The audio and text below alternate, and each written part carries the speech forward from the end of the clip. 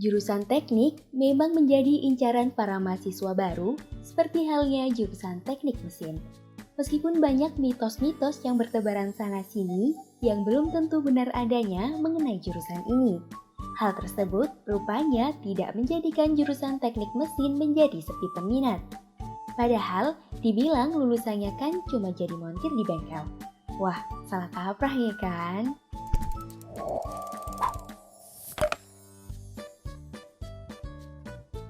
Teknik mesin merupakan jurusan yang mempelajari terkait fisika, mekanika, metrologi industri dan kontrol kualitas, dan masih banyak materi kuliah lainnya.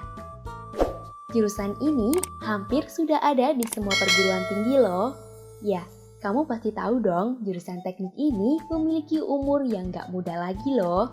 Lulusannya pun diterima di berbagai perusahaan besar dan memecahkan mitos jika lulusannya dibilang hanya sebagai montir di bengkel. Oke deh, langsung aja Mimin kasih tahu prospek kerjanya apa aja yuk. Pertama, analisis kontrol kualitas. Prospek kerja pertama ini bertugas melakukan pengujian untuk menentukan kualitas bahan baku, produk setengah jadi, dan produk jadi. Analisis kontrol kualitas juga dapat melakukan tes stabilitas sampel. Jenjang pendidikan yang dibutuhkan yakni minimal dari diploma 3 dengan pengetahuan biologi, kimia, komputer elektronik, bahasa Inggris, serta matematika. Jabatannya pun meliputi analisis laboratorium, teknisi jaminan kualitas, teknisi lab, dan banyak lainnya. Untuk rentan gajinya sendiri, yakni mulai dari 3 hingga 5 juta per bulannya, ini tergantung dari masing-masing perusahaannya ya. Kedua, spesialis otomotif. Tugas dari spesialis otomotif yakni melakukan pemeriksaan terhadap kendaraan atau otomotif. Spesialis otomotif bertugas memperbaiki satu sistem atau komponen kendaraan seperti rem, suspensi, dan radiator. Untuk bisa bekerja di bidang ini, minimal lulusan yang dibutuhkan yakni jenjang SMK ya. Lebih bagus lagi kalau bisa lanjut kuliah. Karena di bangku kuliah spesifikasi pelajarannya pun lebih luas. Gaji dari prospek kerja ini bervarian sekali loh, ada yang sampai menyentuh 2 digit. Untuk pengetahuan yang dibutuhkan yaitu administratif, pelayanan pelanggan dan personal, bahasa Inggris, serta mekanis. Ketiga, ahli teknik elektronika. Salah satu dari tugas ahli teknik elektronika ini yaitu mengidentifikasi dan menyelesaikan malfungsi peralatan, bekerja dengan produsen atau perwakilan lapangan yang dibutuhkan untuk memperoleh suku cadang. Jenjang pendidikan yang dibutuhkan yakni sarjana atau S1 ya. Jika kamu aktif mendengarkan dan berpikir kritis, prospek kerja ini bisa jadi cocok buat kamu loh. Pengetahuan yang dibutuhkan dalam pekerjaan ini meliputi mekanik, komputer elektronik, serta desain dan lainnya. Gaji rata-ratanya berkisar antara 4,6 juta hingga 6,7 juta per bulannya. Keempat, mekanik mesin industri.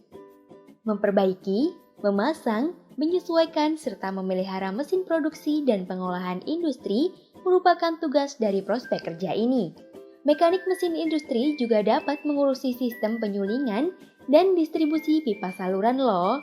Jenjang pendidikan minimal yang dibutuhkan yakni lulusan SMK dan semakin baik jika kamu lulusan sarjana atau diploma. Untuk keterampilannya, kamu wajib melakukan operasi kontrol, reparasi, serta perawatan peralatan. Gaji yang ditawarkan untuk prospek kerja mekanik mesin industri yakni 4 juta hingga 6 juta. Kelima, spesialis robotik. Untuk prospek kerja ini memiliki tugas menyusun, memasang, menguji, dan memelihara peralatan robotik atau sistem produksi terkait. Kamu tentu tahu dong dunia robotik itu bagaimana? Apalagi dengar-dengar di masa depan semua pekerjaan bisa dilakukan dengan robot semua ya kan? Jadi, prospek kerja ini sedang sangat tinggi peminat juga loh. Gaji yang ditawarkan berkisar di angka 5 juta hingga 7 juta per bulan. Untuk bisa bersaing di prospek kerja ini, minimal pendidikan yang kamu tempuh yakni sarjana atau diploma ya. Keenam, teknisi produksi manufaktur. Mempersiapkan, menguji, dan menyesuaikan mesin atau peralatan manufaktur merupakan tugas dari teknisi produksi manufaktur. Prospek kerja ini bekerja menggunakan kombinasi listrik, elektronik, mekanik, teknologi hidrolik, pneumatil, atau teknologi komputer.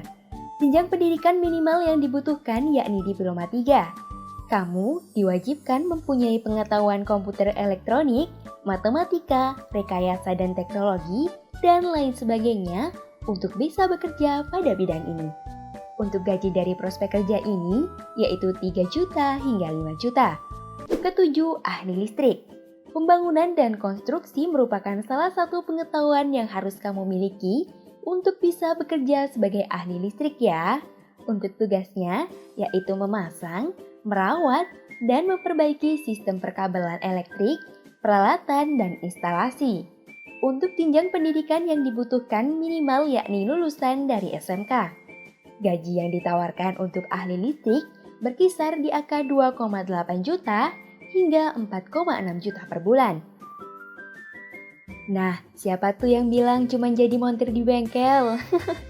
Nyatanya nggak gitu kan ya? Banyak kan tuh prospek kerjanya dan gaji yang ditawarkan pun luar biasa juga ya. Tapi ingat, semua tergantung jabatan dan perusahaan yang kamu tempati dong pastinya. Hehe. Terima kasih sudah menyimak sejauh ini. Jangan lupa buat like, komen, and share ke teman-teman kamu ya. Dan sampai jumpa di informasi penting lainnya.